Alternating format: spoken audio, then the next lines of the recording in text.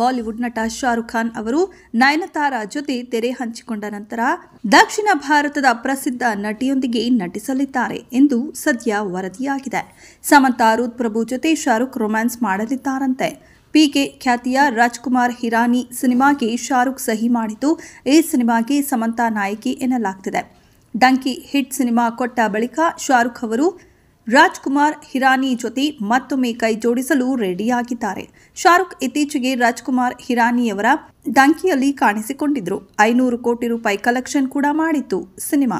2023ರಲ್ಲಿ ಶಾರುಖ್ ಅವರ 3ನೇ ಸಿನಿಮಾ ಡಂಕಿಯಾಗಿತ್ತು. ಆದಾಗ್ಯೂ ಶಾರುಖ್ ಅವರ ಯಾವುದೇ ಚಿತ್ರಗಳು ಈ ವರ್ಷ ಬಿಡುಗಡೆ ಆಗಿಲ್ಲ.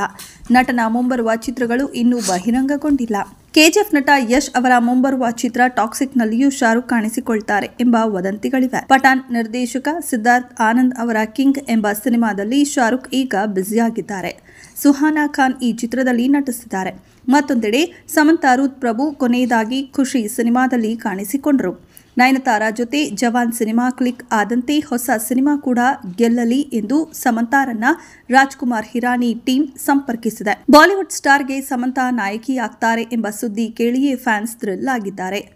ಖುಷಿ ಸಿನಿಮಾದ ಬಳಿಕ ಯಾವುದೇ ಘೋಷಣೆ ಕೂಡ ಆಗಿಲ್ಲ. ಹಾಗಾಗಿ ನಟಿಯ ಕಡೆಯಿಂದ ಗುಡ್ ನ್ಯೂಸ್ ಸಿಗಲಿ ಎಂದು ಫ್ಯಾನ್ಸ್ ಕಾಯ್ತಿದ್ದಾರೆ.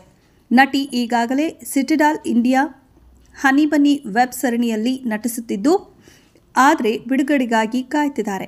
ಅದರಲ್ಲಿ ಸಮಂತಾ ಜೊತೆ ವರುಣ್ ಧವನ್ ಪ್ರಮುಖ ಪಾತ್ರದಲ್ಲಿ ನಟಿಸಿದ್ದಾರೆ. ಜೊತೆಗೆ ಸಿಕಂದರ್ ಖೇರ್, ಸಾಕಿಬ್ ಸಲೀಂ ಮತ್ತು ಕೆಕೆ ಮೆನನ್ ಪೋಷಕ ಪಾತ್ರಗಳನ್ನು ವಹಿಸಿದ್ದಾರೆ.